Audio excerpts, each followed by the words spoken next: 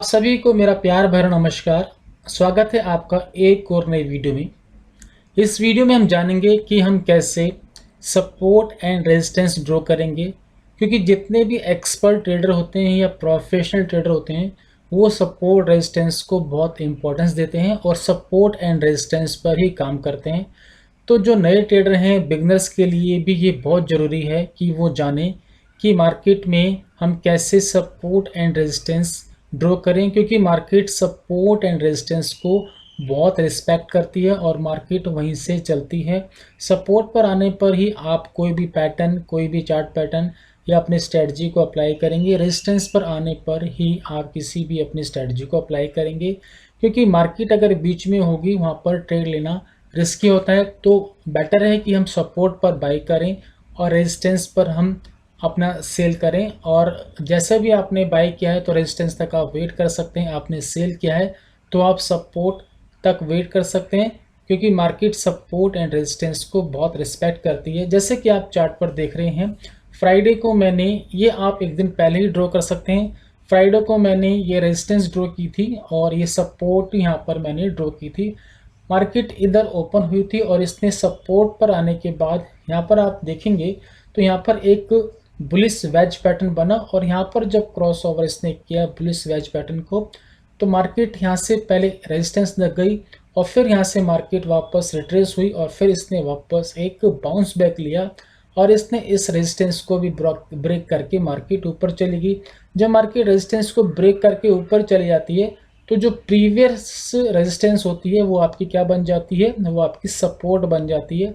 और फिर दिवाली यानी कल कल क्या हुआ, मार्केट ने ऊपर एक मेजर रेजिस्टेंस को, ये मैंने पहले ही ड्रॉ कर रखी थी, यहाँ पर इसने मेजर रेजिस्टेंस को टच किया और यहाँ पर आप देखेंगे तो यहाँ पर डिसेंडिंग ट्रायंगल पैटर्न बना और मार्केट फिर आज आज यानी मंडे को गैप डाउन ओपनिंग थी, मार्केट यहाँ पर आई और मार्केट रिट्रेस हो गई और यहाँ पर आप सेल करते हैं तो मार्केट पूरा सपोर्ट पर मार्केट ने टच किया और सपोर्ट से फिर वापस मार्केट रिवर्स हो गई और यहाँ पर मार्केट क्लोज हो गई।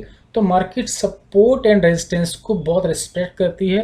तो आपको कहीं पर भी अगर ट्रेड लेना है तो आपको पहले ये पता होना चाहिए कि हम कहाँ पर ट्रेड ले रहे हैं। अगर आप बाई कर रहे हैं तो सपोर्ट पे आप बाई करेंगे, अगर आप सेल कर रहे हैं तो कोशिश करेंगे कि हम रेजिस्टेंस पर ही सेल करें। अब काफ़ी लोग नए हैं, वो सपोर्ट एंड रेजिस्टेंस को ठीक से ड्रॉ ही नहीं कर पाते हैं। जो बिगनर्स होते हैं उन्हें पता ही नहीं होता कि सपोर्ट रेजिस्टेंस कहाँ पर बनेगी। तो इस वीडियो में हम डिटेल में जानेंगे कि ये जो लाइनें मैंने ड्रॉ कर रखी हैं ये आपको कैसे ड्रॉ करनी है। अब हम देखते हैं डेली चार्ट पर, पहले हम आते हैं डेली टाइम फ्रेम पर, उसके बाद आप 30 मिनट के टाइम फ्रेम पर या 1 आवर के टाइम फ्रेम पर इसको आप ड्रॉ करेंगे। अभी मैं इसको जितना भी मैंने लगाया है मैं इसको पहले रिमूव कर देता हूँ, या जहाँ चार्ट से मैं यहाँ से इसको पूरा का पूरा मैं यहाँ से रिमूव कर देता हूँ। अभी देखिए सबसे पहले आपने क्या करना है, डेली टाइम फ्रेम पर आना है और आपको जो भी नियर स्विंग हाई लो बना है उसको मार्क करना है। अभी जैसे मार्केट ने यहाँ पर पहले एक हाई बनाया, मार्केट नीचे आई फिर ऊपर गई, फिर नीचे आई ऊपर गई, नीचे आई ऊपर गई, मार्केट ऐसे चल रही है। इस तरह से मार्केट बिहेव कर रही है, इस तरह से मार्केट चल रही है। अभी आपको क्या देखना है, मार्केट ने एक यहाँ पर आप देखेंगे तो एक यहाँ पर स्विंग लो बनाया था, इसके बाद यहाँ पर एक स्विंग लो बनाया था। तो ये हमारी क्या हो गई, ये मेजर रेजिस्टेंस हो गई, ये भी हमारी रेजिस्टेंस हो गई और ये मेजर हमारी सपोर्ट हो गई। इसको हम सपोर्ट बोलेंगे, इसको रेजिस्टेंस बोलेंगे, इसको भी हम रेजिस्टेंस बोलेंगे। तो इस तरह से पहले आप ये मेजर रेजिस्टेंस एंड सपोर्ट आप ड्रॉ करेंगे, जो भी नियर होगा आप उसको ड्रॉ। अभी देखिए ऐसे इस तरह से लाइन है ये। तो अभी हम करंट में इसको रेजिस्टेंस मानेंगे, एक ये है तो ये भी हमारे रेजिस्टेंस मानेंगे, क्योंकि पहले यहाँ पे आपने देखोगा मैंने ड्रॉ कर रखी थी रेजिस्टेंस, और ये एक सपोर्ट है और इसको भी हम एक सपोर्ट का काम करेगी यहाँ पर अब कल के लिए, क्योंकि मार्केट ने यहाँ पर टच किया था।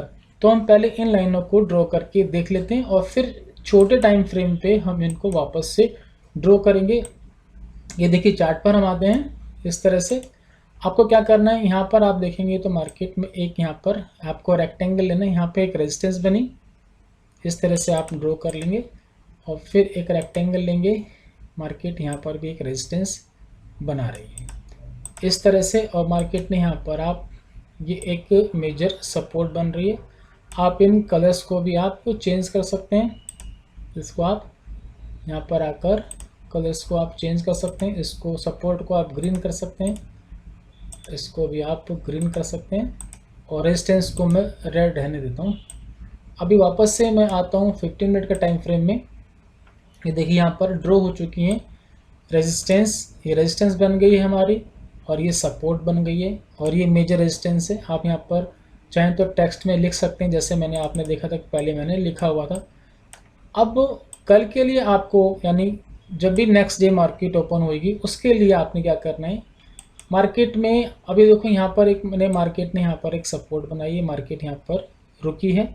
आप इसको ड्रॉ कर लेंगे, और आप इसको भी एक बार यहाँ पर मार्केट रुकी थी इधर इस एरिया में, इसको भी आप ड्रॉ कर लेंगे। तो ये एक माइनर रेजिस्टेंस हो गई है। इसका कलर चेंज कर लेते हैं, रेड कर लेते हैं, इसको भी मैं रेड कर देता हूँ इस तरह से।